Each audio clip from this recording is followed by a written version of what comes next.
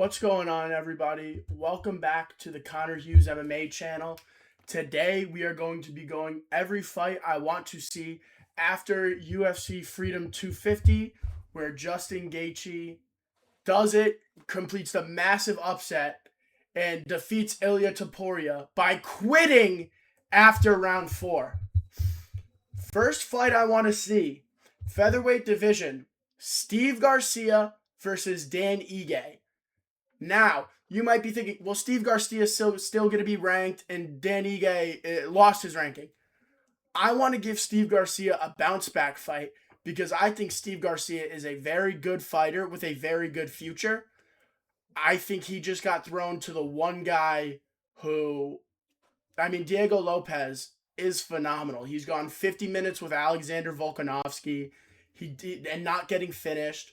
Granted, it is an older Volk, but it is still very impressive. And I think time-wise, this works for both fighters. Obviously, Dan Ige got spinning back kick to the face by Melquies Acosta and took a lot of damage. So he's going to need some time off. And Steve Garcia obviously just got knocked out. So I could see them making this fight maybe November. Prelim of the MSG card. Dan Ige is from the metropolitan area of New York, New Jersey. And I think this would be a great fight. I think this would be a banger of a prelim where Steve Garcia probably gets a highlight reel knockout over Dan Ige. Next fight on the card. I want to see, I don't know why Lerone Murphy is so blurry. I literally just grabbed the picture from Google. But Diego Lopez versus Lerone Murphy. I'd love to see this as a 5-round main event of a fight night. I think that would be awesome. And since Lopez is such a big star, let's throw this in Mexico City. Let's throw this somewhere, maybe in Brazil. I just want Lopez, after all these cool moments he's had, let's give him a home crowd one where we can build that star even more if he wins. And for Lerone Murphy, coming off a loss to Movsar Evloev, both of these guys lost to Movsar Evloev, who I think is going to be getting the title shot against Volk. Both these guys had really close fights with Movsar, and I believe that if Movsar were to lose against Volk, if Lopez wins this fight, you remake Lopez versus Movsar 5 rounds. And even if Movsar wins the belt as well, Diego Lopez gets a title shot off this win. And if Lerone Murphy wins this fight, because of how recent the loss was to Movsar Evloev, I would like to see him fight probably Volk. If he wins, he gets the title shot against Volk. But if he loses, or if he wins and Movsar gets the belt,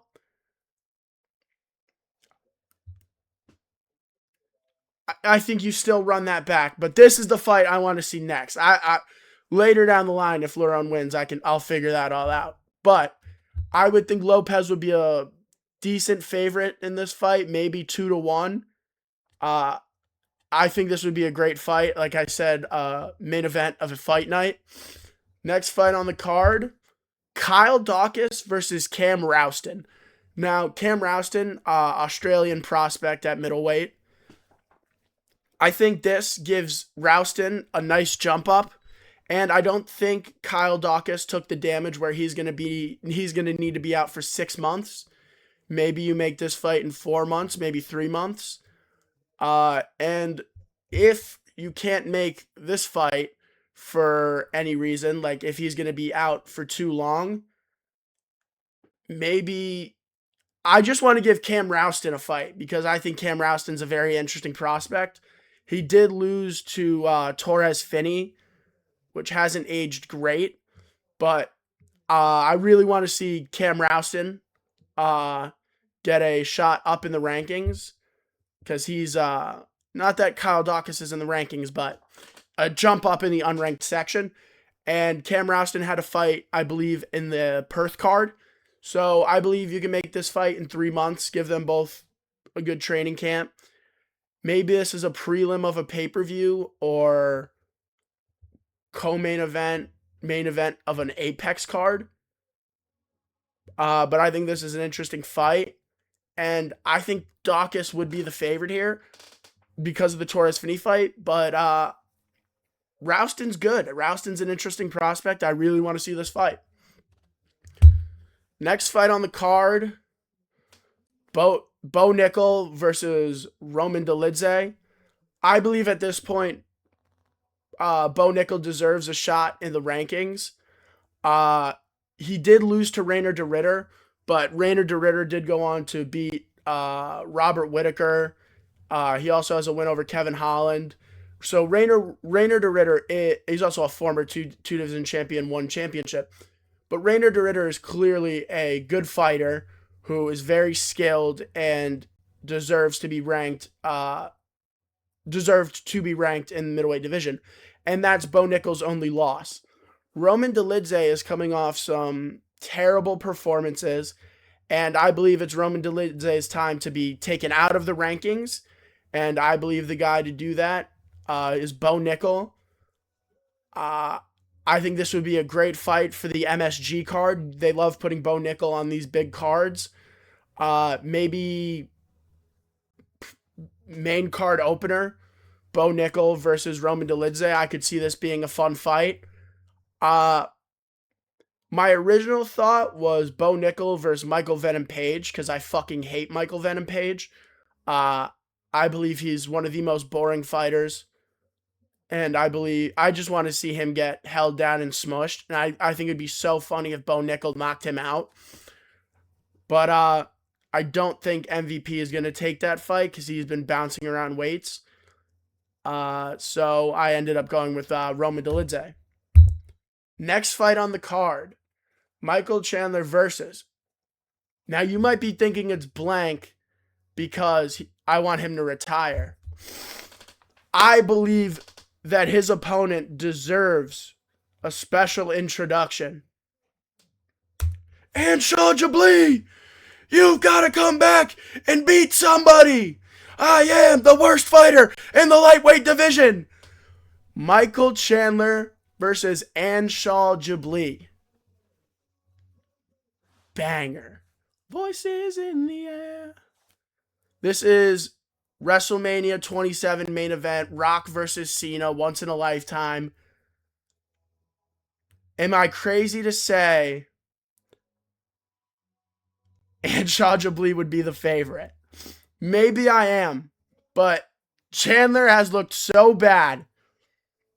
And they're probably going to give Chandler Tom Nolan's ranked now, so they probably can't do that. I don't know what they're going to do with Chandler, but I just think this would be such like a funny fight to see Dana White announce. He gets on his Instagram Live. We got co-main event of Apex card. Michael Chandler fighting the dangerous Anshul Jabli. And everyone in the comments is just like, wait, what? I think this would be a super fun fight. Someone's going to be utterly humiliated. If Jabli lost, he would go to 0-4 in the UFC, and there would be the obvious jokes that like he'll never make it because of a bunch of different things. But if Michael Chandler loses this fight, he might have a worse downfall than Tony Ferguson. Anshul Jabli has lost to Quillen Salkield that loss is aging well, even though he got smoked in 19 seconds or even less. But he lost to Mike Breeden, I believe, after winning the first 2 rounds. He got knocked out. He just doesn't have a great chin, and a lot of other things as well are going against him where people aren't fans. I think no matter who loses this fight, we get a generational MMA meme for years to come. If Michael Chandler wins this fight, calls out Conor McGregor, I think that would be so funny because like you just beat Jabli, dude. Calm down. And if Jabli won this fight, man, how how bad is Dan Hooker? Moving on to the next fight, Mauricio Hufi versus Renato Moicano. I think this would be a super interesting fight. I think this would be a good stylistic matchup. Obviously, Moicano has phenomenal grappling, and Moicano has a win over Benoit Saint Denis that who beat Mauricio Rufy. But I believe with this fight, Mauricio Rufy will be able to show if he has improved the grappling. Because Moicano has a game plan. He's going to stick to that game plan. He's not going to differ. And against a guy like Rufy, he's going to go for a takedown, ground and pound, and try and submit him. And for Rufy, this is a good test because if he's able to win this fight, there will be a lot of questions about his grappling that go away.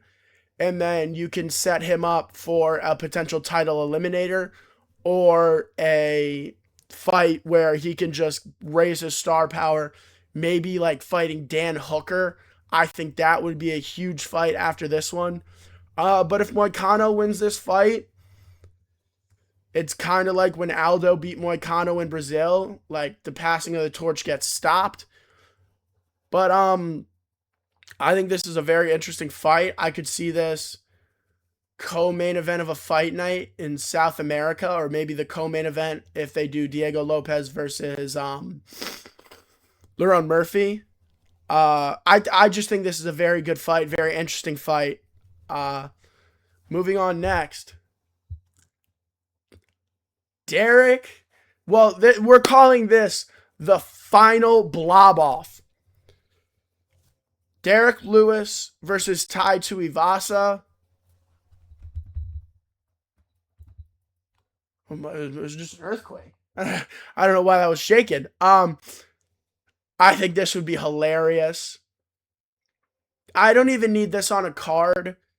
Let's do like a pop-up event where these two, like, it's just them on the card, and it gets on like a Tuesday night. This fight deserves to be like the main event of a Contender Series. Winner gets one more shot in the UFC. God, Derek Lewis. Oh, they look so funny, all stretched out. Like just looking at their like eyeballs. How funny. I definitely sound like a moron joking about this. But yeah, this is the fattest fight in UFC history. We're gonna see the first simultaneous double knockdown by quitting. They're both gonna like clash bellies and they're gonna get hurt to the body. They should just have this be like a sumo match. But yeah, I think this would be a super fun fight for the fans. Like the idea of it is gonna be super funny, and then seeing these guys in the cage, it's gonna be a terrible fight, but it's gonna be super funny. But in all reality, Derek Lewis probably retires. But man, this would be legendary. Next up, I have Josh Hokett versus Waldo Cortez Acosta. Now, the reason I picked this fight instead of other ones, there already is the slight beef of Josh Hokett and Waldo. If you guys remember, Josh Hokett was on the Ariel Helwani show and was joking about how Waldo has 14 kids and is a deadbeat dad. But I think this is just a very fun stylistic matchup. Two young heavyweights that are fresh in the game. Two guys who are fast. Two guys who are entertaining characters. And I think this fight should be done in like Waldo, obviously Dominican. Put this fight in Miami. Josh Hokett obviously had the Curtis Blades fight in Miami and kept saying during the press conference, "Am I right, Miami?" So he's kind of got some jokes with Miami already. I think doing this fight, fight night Miami, fight night Orlando, something like that would be sweet. Capitalizing on the demographics of Florida and the major Hispanic population, Waldo is a huge star uh, among the like the Dominican. He's like the one Dominican fighter in the UFC. He used to play baseball for them. That's obviously a big baseball country. And Josh Hokett, former NFL player. I think this would be like, you can obviously market this as, like, if you wanted to, NFL player versus baseball player coming to fight in an octagon, which sport comes out on top. Wilder, obviously a great boxer. Hokett, wrestler. I think it's a very fun fight. And I think the trash talk will go both ways. Whereas if you were to throw Hokett versus, say, a Pavlovich or a Volkov, they're not really going to play into the Incredible Hulk character. Whereas I believe Waldo will, and I believe this would be an incredible build-up to a card. Maybe not a fight night because Hokett needs a press conference. This fight deserves a press conference. So maybe MSG card. You have a massive Latin American population in New York. I think Waldo would get a phenomenal response there. I think that would be you maybe keep Hokett and Bo Nickel on the same cards. I don't know why, but I think this would be a very interesting fight to see. And I think winner of this fight fights Alex Pereira. We'll get into who he's fighting later. Next, we got Amin Zahabi versus Chiwiwis. This is an unedited picture, by the way, of Raul Rosas Jr. I'm not kidding. Amin Zahabi had such an embarrassing performance in his last fight, as did Raul Rosas Jr. The reason I want to make this fight is I believe this will test Raul Rosas Jr. I believe it will be very hard for him to just hold Amin Zahabi down. And Raul Rosas Jr. is so inactive that this fight maybe make it in December, and that's the next time we see Raul Rosas Jr. I also think this is an interesting step up for him because if this fight stays on the feet, I don't think he cares about like damage to the face because I mean, look at the guy. But yeah, I think this would be a super interesting fight. If Raul Rosas Jr. wants to take another fight in the meantime, maybe in August. Amin Zahabi did just get put out cold, so he is going to need time to recover. And maybe you can throw this fight on an Apex card main event or something. I don't know. I think this would be a super interesting fight.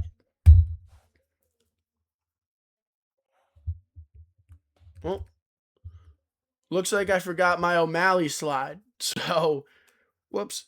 O'Malley, whole. I don't want to stare at Raul Rosas Jr. while I do this.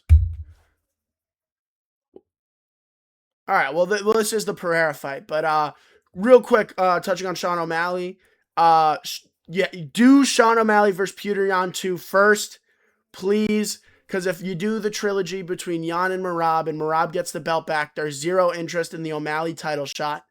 However, if O'Malley wins the belt, you can give Merab the trilogy because O'Malley would be the champion again, and it wouldn't be O'Malley getting a title shot against someone who he's 0-2 against. It would be Merab getting a title shot against someone he's 2-0 against. And if Petr Yan beats O'Malley, then you run the trilogy with Merab Yan. I think this is the best way to do it. I think if not, you lose a lot of star power in the bantamweight division. You slow down the rise of not Petr Yan, of Umar Nurmagomedov that way.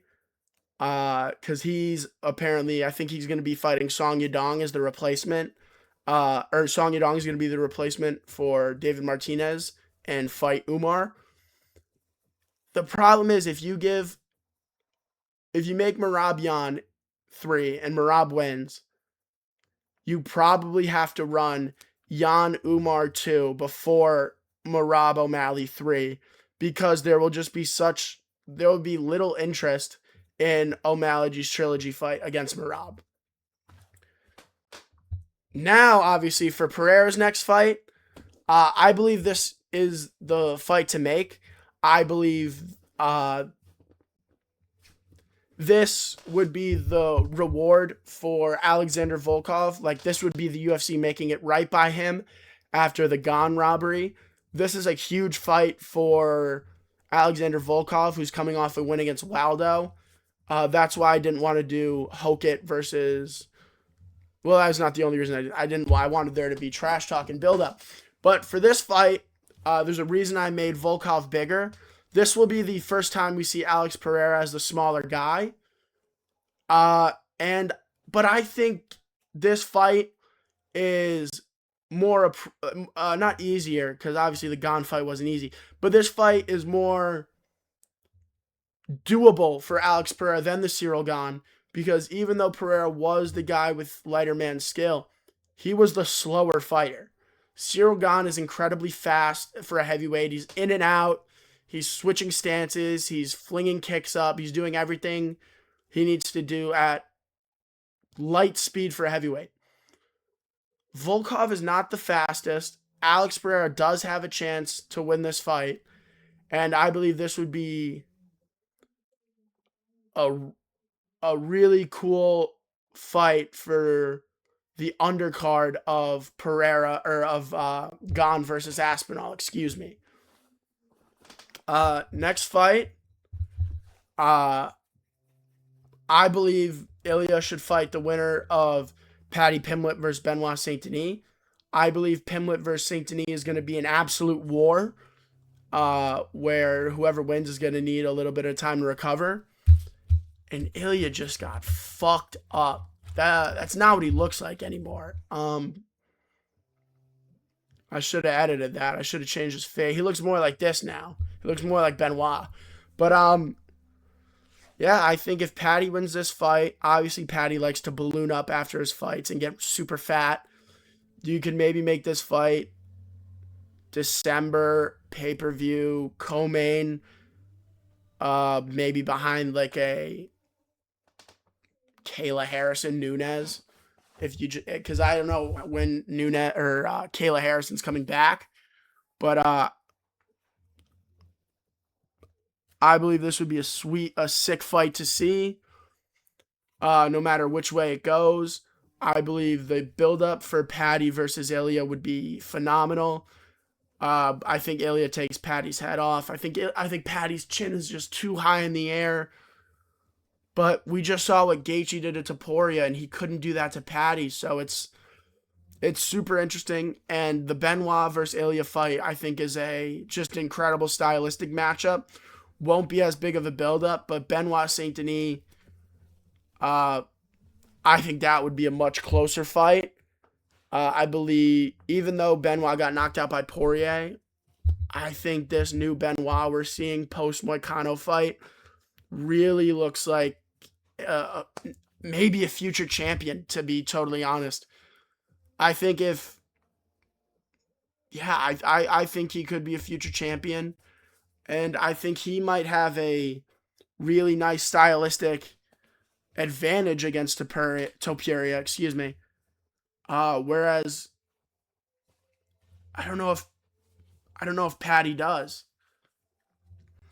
And then for the next fight, if Conor McGregor beats Max Holloway, you give him the title shot against Justin Gaethje. And if I'm Justin Gaethje,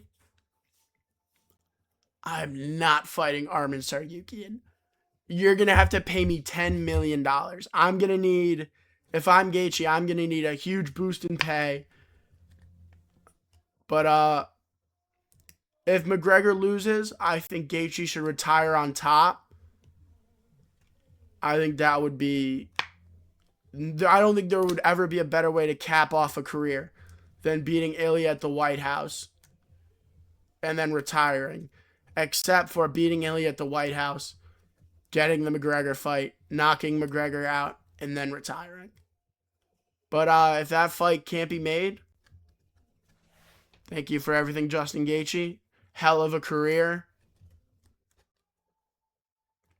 Career's only going to age better as Ilya keeps fighting. And yeah, I think these are the fights I want to see after UFC Freedom 250. I hope you enjoyed. Please like and subscribe. I will see you in the next video.